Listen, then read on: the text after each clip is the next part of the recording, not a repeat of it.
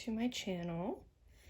Today we are doing a stitch with me on George, which I don't know if I've done a stitch with me on him yet, but he is a piece of the George Washington Crossing the Delaware painting by Emmanuel Lutz, and I'm stitching on piece 108 of 112. And I did some calculations the other day because I had somebody ask. If you go over to the Stitching Penguins channel, I was chatting with her on Instagram and she was wanting to know about George because I guess her husband heard me in one of my videos. So when George is finished, he will be just under 30 feet by 20 feet. He is being stitched on 16 count, I think it's 16, Zweigart fabric that was donated to us. It's either 16 or 18, I'm pretty sure it's 16. And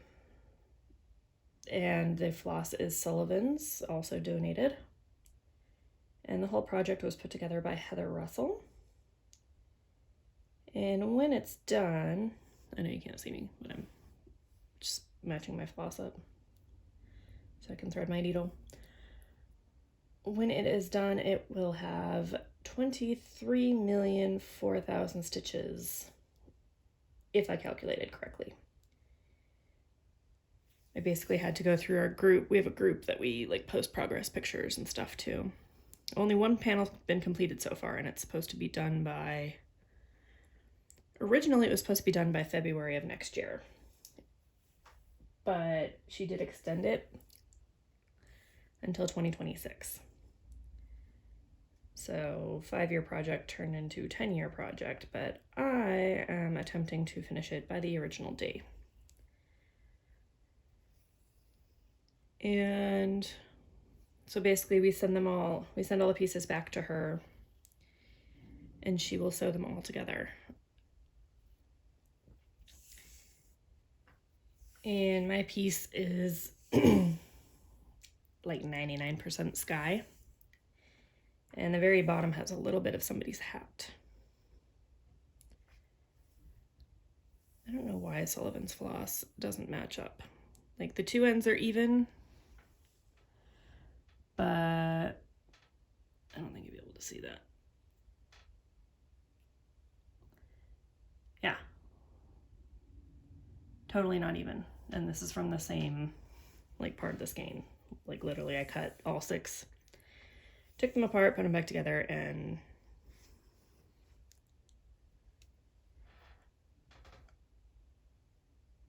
there's the other 2 ends. So yeah. I've gotten more used to the Sullivans, but if I had my choice, it would definitely still be DMC.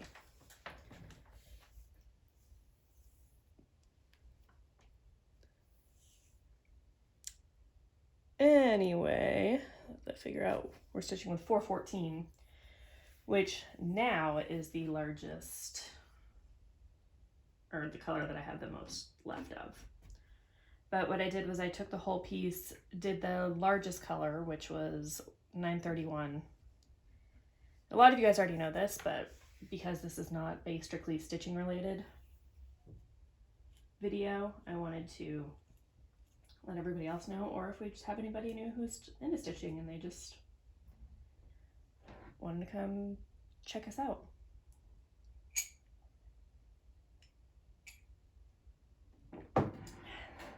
Sorry, I got my coffee going. So the way I stitched this is I did the largest color, which had 161,000, it was basically 60% of the whole piece was this color. 161,400 stitches, I think, was all in 931. So I went ahead and stitched all of that.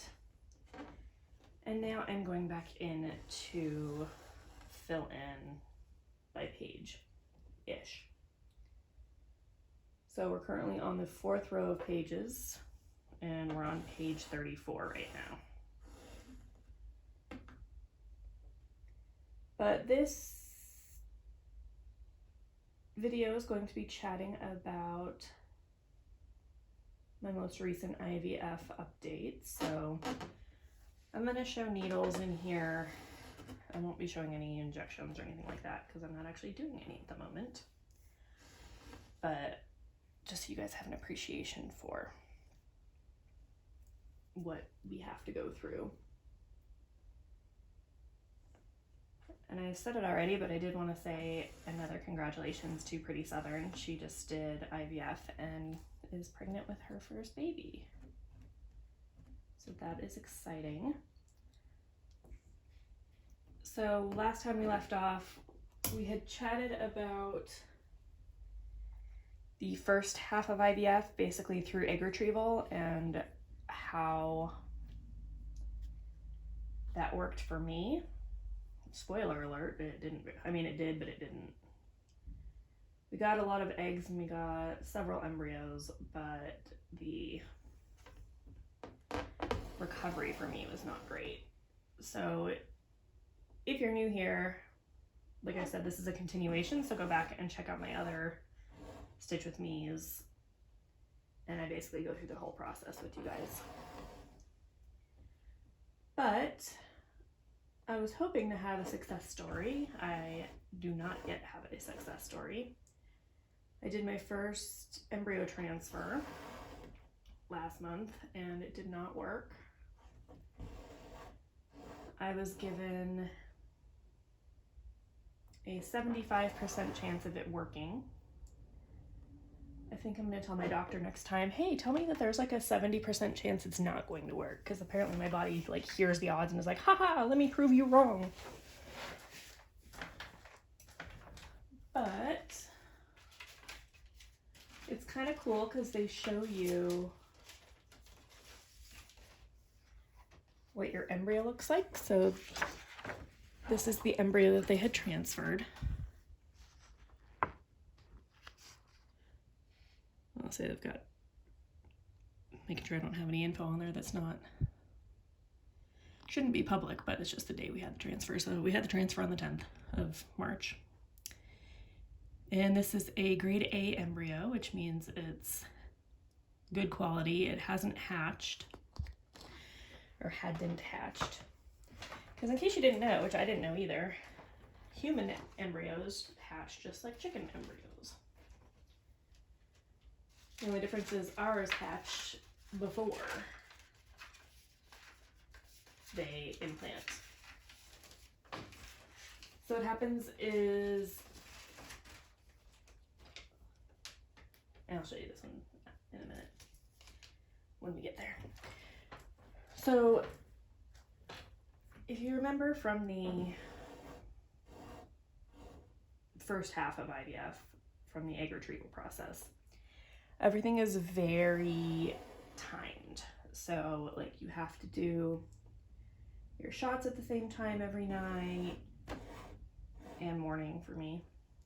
And everybody's protocol is different. So just because this is how mine is working, it's not how they all work. In fact, Pretty Southern's cycle, even though it was the same thing, it's a frozen embryo transfer, she didn't have to go through any of the stuff that I have to go through. Just like I don't have to go through a lot of stuff that others have to. So my diagnosis, well, when I first went to the fertility clinic, they told me that 90% chance I wouldn't have to do IVF.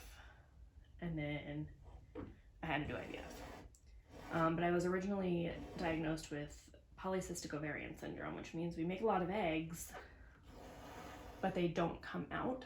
Like we don't actually ovulate very often. So because of that, my cycle is not regular at all. I'll sometimes sometimes we'll only have like 3 or 4 periods a year. But what that means is that for all of my IVF stuff, I have to be very heavily medicated. Well, heavily medicated,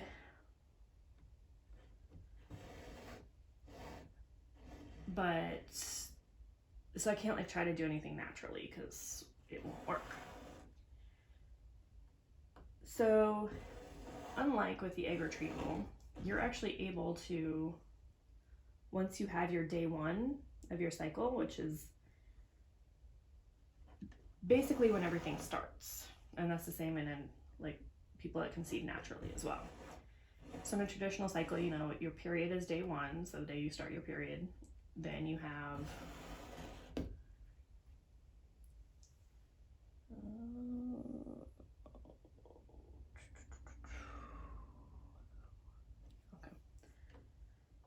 checking to make sure I wasn't stitching what I wasn't supposed to. You would have your ovulate, like you would normally ovulate around day 14-ish. Then the baby, or the embryo, if it's fertilized, will implant about day 21, 22, somewhere around there. Because you ovulate and then it still has to have time to fertilize, travel through the fallopian tube and get down to the uterus. And then once the embryo implants, it starts to release HCG, which is the pregnancy hormone, which is what pregnancy tests measure.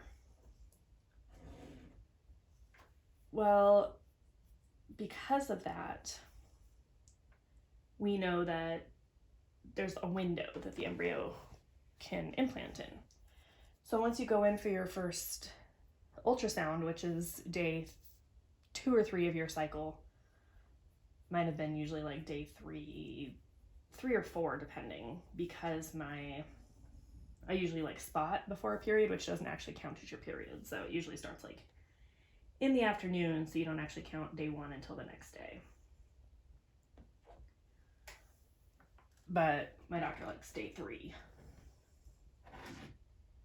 So what you do is you call them on day 1, and this part's all the same for egg retrieval and stuff as well.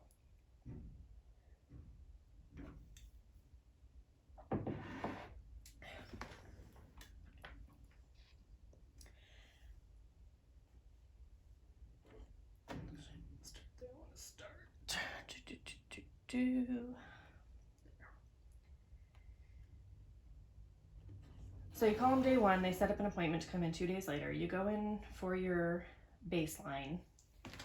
They measure for both cycles. They will measure to make sure that everything's quiet, that you don't have any eggs growing, you don't have any cysts, you don't have any polyps, your lining is nice and thin. And then that's where things start to change. So for a frozen embryo transfer, that is when they will look at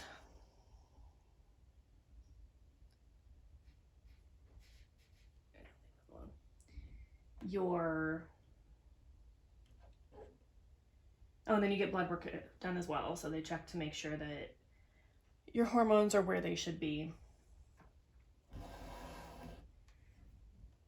And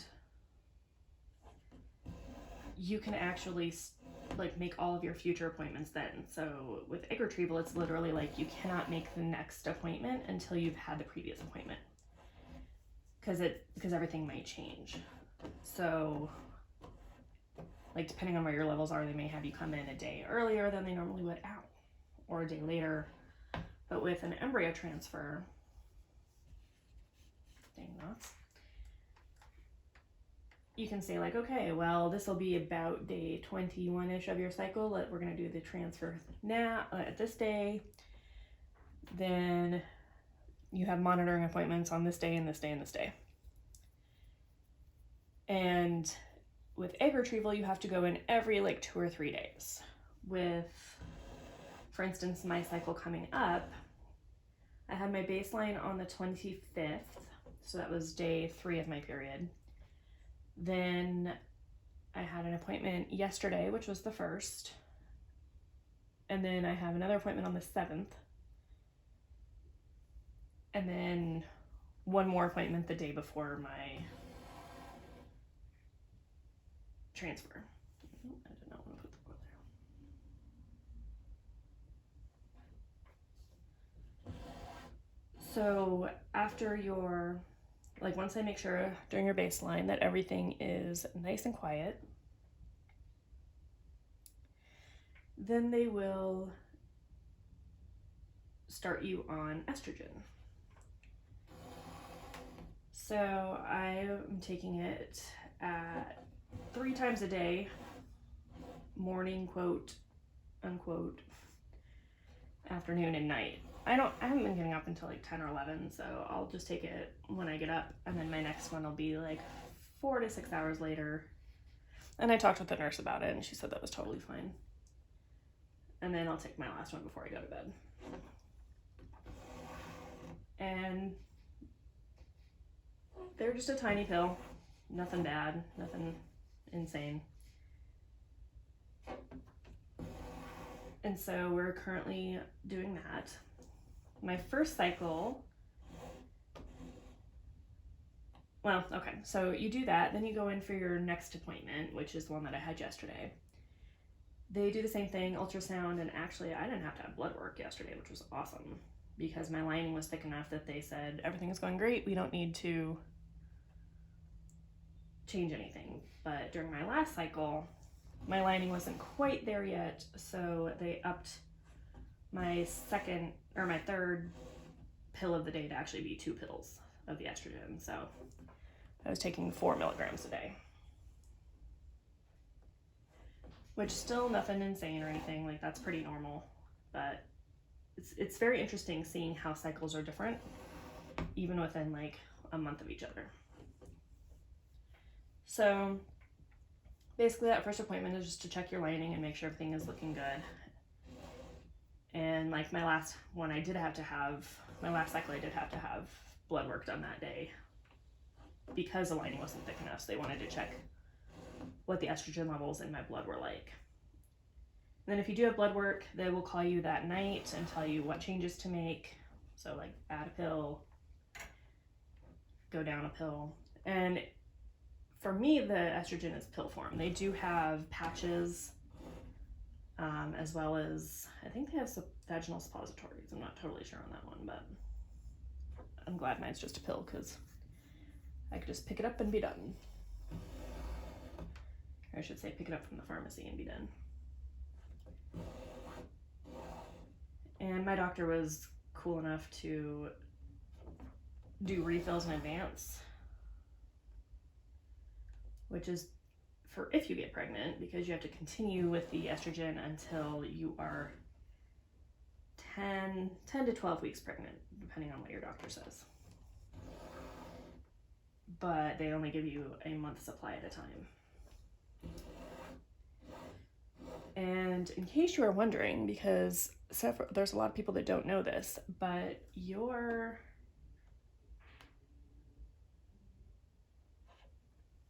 pregnancy starts off the day of your period. So technically you're kind of always pregnant, which is kind of cool. It's because they can't, obviously women are different. They don't know exactly when you got pregnant. So they just count like day one as day one of your pregnancy. So I guess you're always pregnant until you prove them otherwise. Anyway, I've got a lot of 414 on this page, but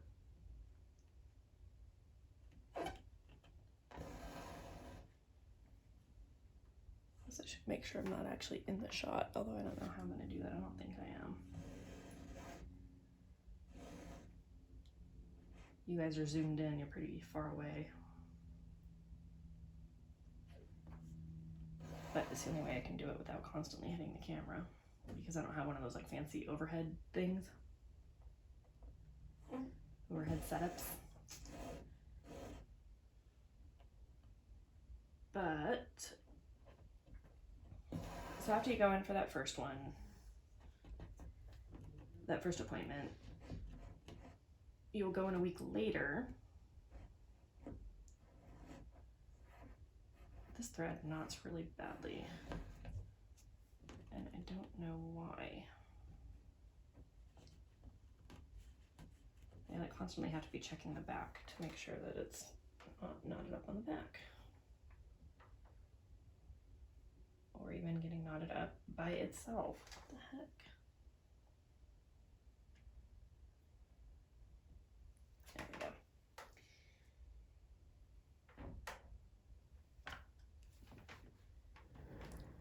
pause for just a second. All right, I'm gonna finish my coffee because it was getting cold. So after your first appointment, you make all the adjustments. You go back in again about a week later, and you kind of do everything again.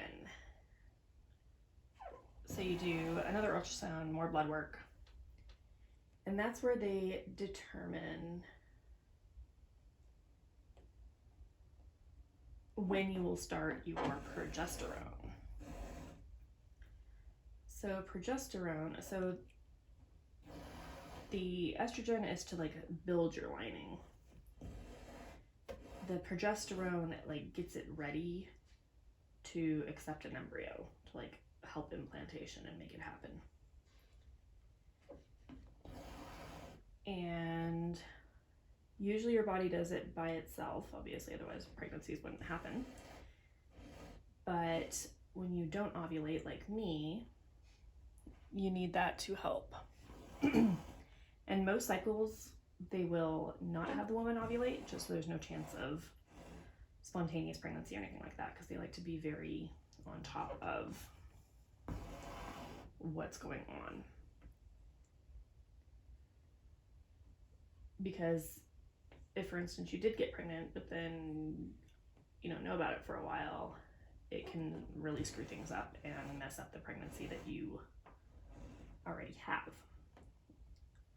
So they give you progesterone, and there's different ways you can do it.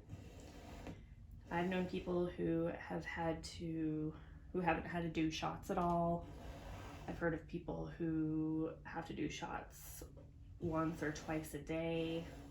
My doctor has me doing a combination of vaginal suppositories and the shots. This shot scared me, made me so nervous, because it's an intramuscular shot, which means it has to go in your butt. And it's not actually your butt, it's the top, it's like the very top of your butt, so it's like your hip, basically. But my doctor has me doing it once every 3 days, so it's not bad.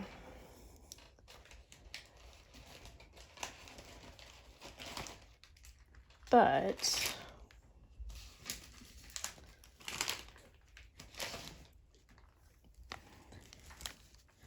that's the needle that you have to use. Luckily, this gets changed out.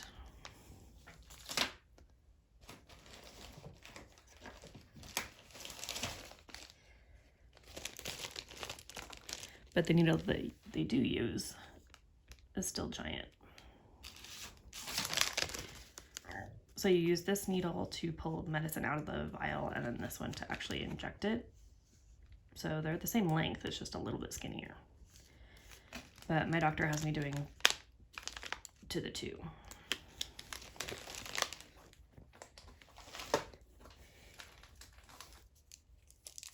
And the thing with this, oh, I didn't realize one of them came out, so. Let's compare it, shall we?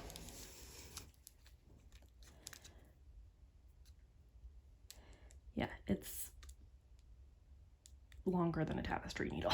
I think this is a 22. So that's why this one had me scared to death. And the reason it needs to be so long and so thick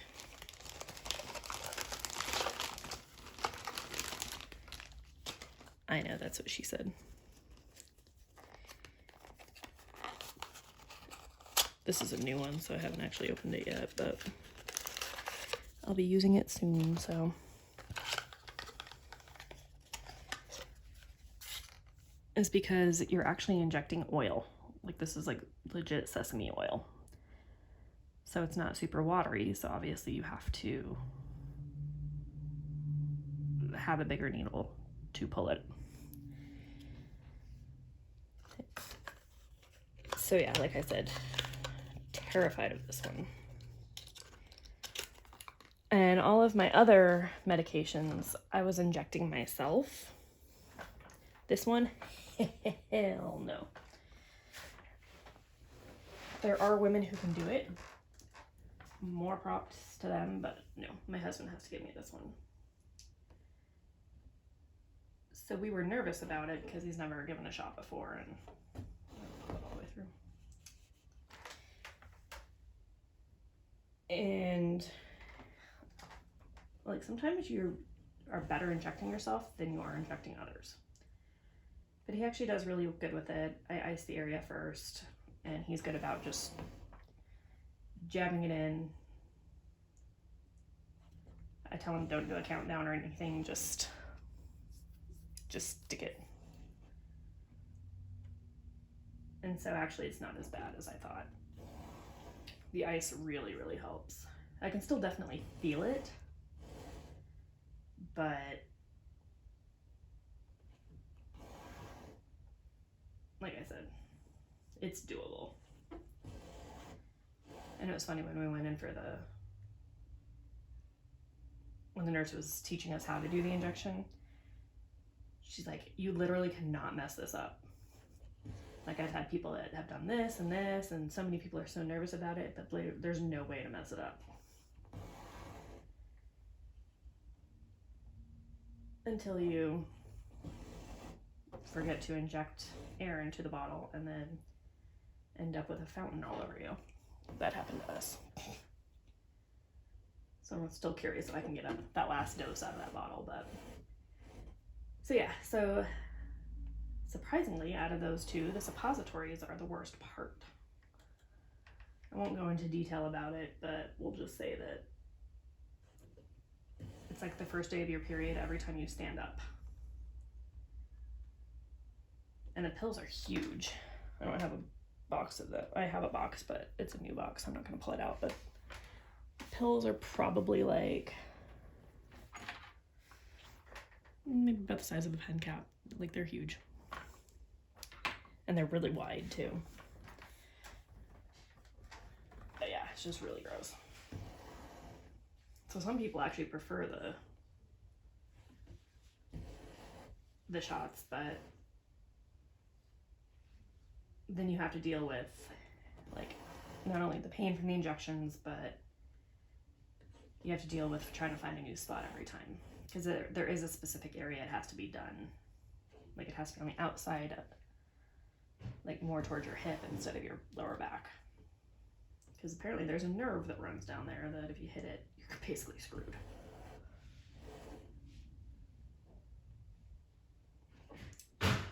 But so they tell you when you start those, and it's like 5 days before. All right, I'm back. We had to decide on lunch. It's Passover right now, so our lunch options are limited because there's a lot of stuff that my husband cannot eat. So, where were we? Oh yeah. So then they decide what day you're starting progesterone, because you need to start progesterone 5 days before your retrieval. So even though they know when your your transfer. So even though we know what day the transfer is, they want to make sure that everything is still looking good to start on that day. So the way I started is they had me start the progesterone suppositories, and then they had me do of course it's on the next page. And then they had me do the progesterone in oil, the shot, on the 3rd day of doing that. So you do that, then you go in either the day before the transfer or the day after, or 2 days before. They do the same thing. They check your lining, they check your levels, and then they say, okay, well, we're good to go. The first time I did it, my transfer was on the 10th, like you saw, and I think that was on day,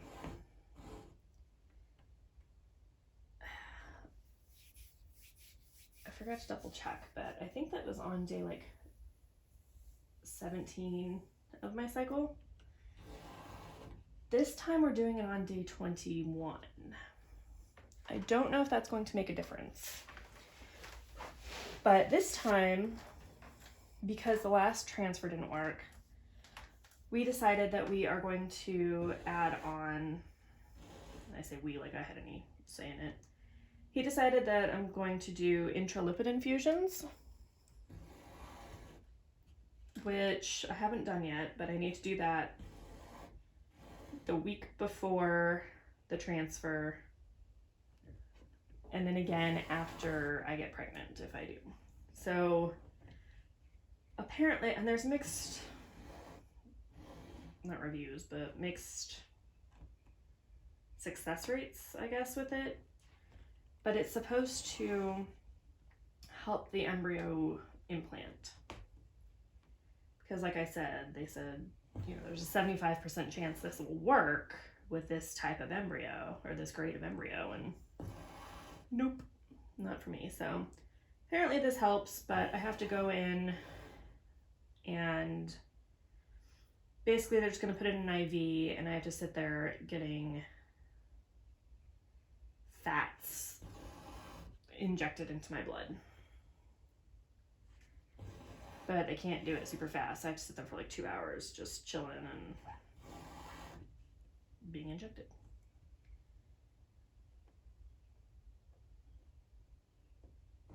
And so I'll be curious to see if that works or not. I mean, it should. We're hoping. But they also gave me the option to transfer 2 embryos this time, which we have 10 left, 7 of which have not been tested yet, because we had our first 3 genetically tested. And they say most failure rates happen because, or like most like failures and miscarriages and stuff happen because of genetically abnormal embryos. So this is supposed to help with that. But we have 7 that we did not test. Because we had so many, it would have been a huge expense to do all of them if we didn't necessarily need to. So I have to do the infusions, and then the progesterone, same thing with the estrogen. If you get pregnant, then you will keep doing it for 10 to 12 weeks after you're pregnant. Or I should say 10 to 12 weeks of being pregnant, which means an extra like 8 weeks or whatever. So you go in for your transfer, and at my clinic, they take you into a back room, and you basically are in like a little private suite. You have to go in with a full bladder, which to me is the worst part. So the way that my clinic does transfers is they schedule it for like pretty much all my monitoring appointments and stuff are between 8:30 and like 10:30, I think was the latest I had. My egg retrieval I had to be there at 7:45, I think, and it was scheduled for 8:30. That's in a separate like wing of the building that's still attached, but like that's like a whole surgical thing back there. So this is kind of like in between the two. And the way they do it is they say, okay, well, we are going to schedule you for late afternoon. And we're going to be honest, the reason we do this is because there's no specific time that you have to do anything on like the egg retrieval. So you may be waiting for a while because you're kind of our last priority as far as appointments go. So what they try to do is they try to get all of their ultrasounds and everything done in the morning. Then late morning, noonish, is when they will do the embryo transfers. And they only have one room for that. Like the egg retrievals, they have like 3 rooms and a recovery area thing. But that's because it's so last minute that it has to be done on that day. So they only really know about that like 24 hours in advance, or 36 hours, I guess it would be, in advance. So they're like, yeah, if anything comes up in the morning, you might be waiting for a while. So last time we were scheduled for 11:30, and we didn't actually go in until 12:30 to start the process. And because you have to have a full bladder, that sucked. So, oh, and I forgot, they also have you do 5 days before your transfer, they have you start on doxycycline, which is an antibiotic. It's supposed to help with any infections or anything you have, and like a preventative measure. Because if you do get, like I had endometritis, if you do get something like that, the embryo will not implant at all. So they give you that as like a, just to make sure that you're as healthy as can be going into this. So you start taking that, and then at the same time, you also pick up your prescription for Valium. And the Valium is a muscle relaxer. So they give you that to make sure that you are not only nice and calm for the procedure, but also to make sure that you aren't like having any like uterine contractions or anything that would make the embryo not transfer or not implant. So you go in with a full bladder. They have water and stuff just in case your bladder's not full enough. But you go in, they have you change into a hospital gown, which you don't have to do for any of, the only time you have to wear a hospital gown is for the transfer and for the retrieval. So they don't have you do it at any other time. They just give you like a little paper or like lap cover thing like you would for a pap smear. So you go in, you meet, or the nurse takes you back, kind of tells you how everything's going to go. They'll tell you when to take the Valium. You go in, you get undressed, put the gown on, and then they have you talk with the embryologist. He confirms all of your info, that it is actually your embryo they were putting into you. They give you the picture of it, like I showed you, tell you the grade of it. Some clinics you know the grade beforehand. My clinic doesn't, which is fine. My clinic is very like chill about stuff,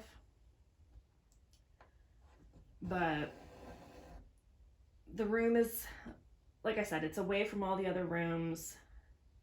It's kind of in between the two because it is hooked up to the embryo lab. So there's like a little window, like, you know, when you go to the bathroom and you have to give like a urine sample, you have that like little window thing. They have the same thing there. So they have like the little window that they transfer the embryo back and forth through.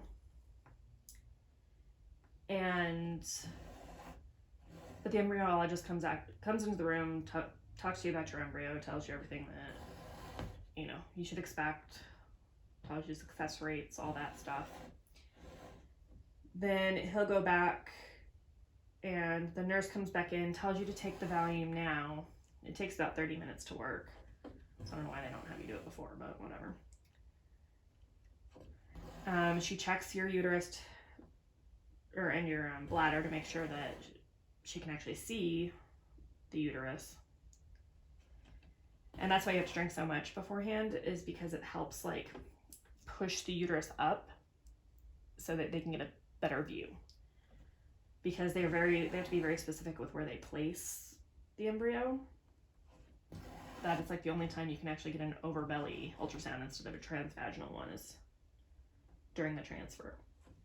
So she checks all that, makes sure, like I said, that you've drank enough water, or in my case coffee, because it was definitely coffee. And then she will go get the doctor while you kind of sit there and relax and wait for the Valium to take effect. And the Valium also helps with the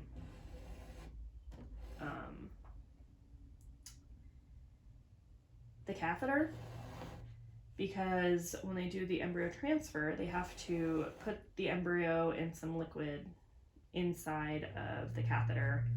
They put that up through your cervix and then place it into your uterus so that it can implant. And they like take video while they're doing it, but they show you. So this is my uterus right here, and I think, and that's my bladder right there. So like, is pushing it the right way to make sure that when they put the catheter in, it goes straight in. So they put the catheter in, and then they show you the embryo is going to be somewhere in this liquid. Obviously it's too small to see because it is microscopic, but this white fluid right here is the liquid that the embryo is in. So you like watch them do this on video, and then they take a picture and give it to you, which I think is cute. So, yeah, my husband and I were laughing about this. They haven't actually updated their date on their ultrasound machine, so they've had the ultrasound since 2005. But it's basically the same process as with an IUI, which is, as my husband calls it, the turkey baster method of getting pregnant, which is where they inject sperm instead of the embryo. And that hurt a lot worse because I didn't have the Valium, because they were not worried about uterine contractions during that, because you actually need the uterus to contract to move the sperm up through the fallopian tubes. Well, you don't need it, but it helps. But yeah, because of the Valium, at least during the last one, I didn't feel it at all. When I was doing the IUIs, I had quite a bit of cramping. So that was nice. But, let's see, where are we? There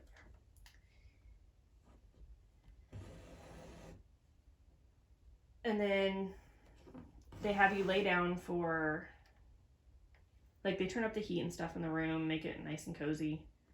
You're allowed to keep your socks on, so a lot of people have lucky socks. I don't. Yeah, then you just sit there with your husband and kind of chat and stuff. You have to lay down for like 10, 15 minutes after.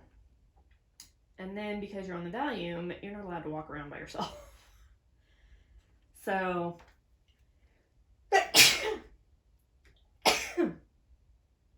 excuse me. So the nurse brings, like, their nurse will leave, or they give you the 15 minutes. The nurse comes back in and tells you, okay, you're good to go. Here's some aftercare instructions. Like, you can't have sex for the first, like, 12 months, 10 weeks you're pregnant. So that kind of sucks, because they don't want your uterus contracting and stuff. No hot tubs that are over 99 degrees. You can take baths as long as they're not too hot, stuff like that. So she gives you that and then says, okay, you're good to go. Go ahead and get dressed, and I'll be back with a wheelchair, and we'll take you to use the bathroom, because you're still sitting there with a full bladder this entire time, about ready to pee your pants, especially after having her push down on your bladder with the ultrasound machine, or the ultrasound wand. And you get dressed and go to the wheelchair. They take you to the bathroom, and then they wheel you out to your car. And they tell you, at least mine told me, like, you can start taking pregnancy tests at this point, but you will have an ultrasound or a blood test already scheduled about 9 days later, which would be normally like a day you would normally take a pregnancy test, which would be like the day of your period.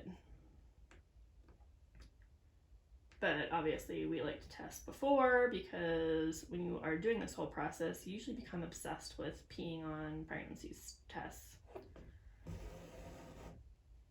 And so she says, like, don't start it, like, don't do it before this date. But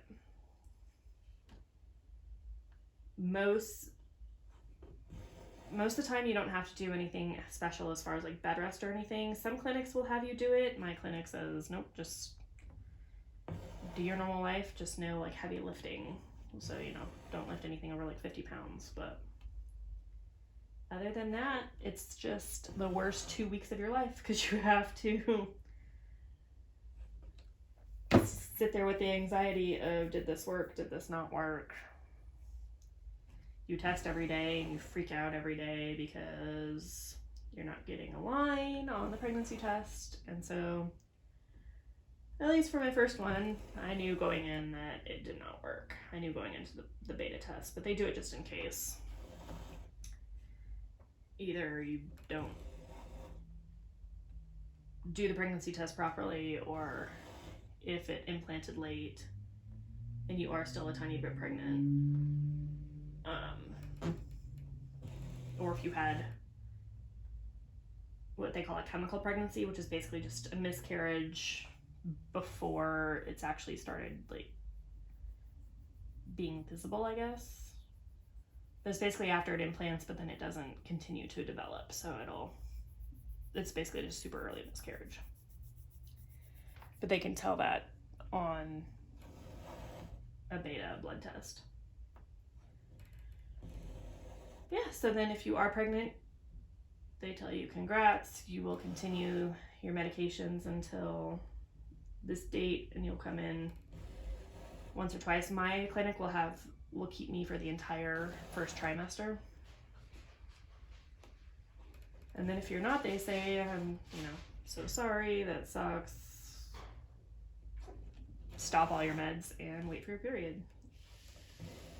And we'll decide what to do then. And so, like I said, this time around, my doctor did say he would be fine with us doing 2 embryos. We haven't actually figured, I don't think we're going to, but I haven't actually figured it out yet. Or I should say decided yet. And then we'll see how this one goes. So my next ultrasound, which is the one that they would tell you when you're starting the progesterone, is going to be interesting, because I have that at 8:30 in the morning. It's not even with my doctor, because my doctor's on vacation. But then I have to go from there, drive down to Glendale, which is where the Intra-Lipid Infusion is, which is like 40 minutes away. So I'm hoping I have enough time to get to Glendale, but I think they were pretty open with the Intra-Lipid Infusion appointments, so if I'm a little late, I think I'll still be fine. But then we have to go from there to the airport, because we have an interview thing we have to do there for, like, to go through TSA checkpoints faster. And that's at 2:30, so it's going to be a very full day of a lot of driving and waiting. So we'll see how that goes. But yeah, I'll be curious to see what the Intra-Lipid Infusion is like. I'm sure I'll talk about it in my regular floss tube update. I'm expecting it'll be just fine, because I've had times before where when I was in college I would donate plasma, and it's kind of the same thing, like, but with that they take your blood, they separate it out, and they put your like blood cells back in, but it's like still a long process. So you're basically just sitting there not doing a whole lot. So not really looking forward to it, but what can you do? Hopefully it works. But yeah, so that's been my IVF story so far, like how things work with the embryo transfer and how my clinic does it. Like I said, all clinics are different. My cousin-in-law didn't even have to do the injections at all. Some people don't have to do any meds, really. So it's interesting seeing the differences that people get to do. Yeah, I hope this was entertaining for you and informative. It was kind of funny watching or seeing the needle differences between this and between the tapestry needle and the injection needle, because I haven't looked at that before. But we finished maybe about half of the 414 on this page. The page ends right about, let's see, it ends right here. So a lot of this gets filled in, but yeah, I'd say we did maybe a little less than half. But this shouldn't be a super long video, I don't think. And that's all I have to share with you guys for now. So the second one should go the same as the first, pretty much, I think. And I'm not expecting anything different other than the infusion. So anyway, I will see you guys all in my next, it'll definitely be a floss tube because I don't do these Stitch With Me's too often. But my next Stitch With Me will probably be a story time, ghost story thing. It's been a while since I've done those. And I will see you all later.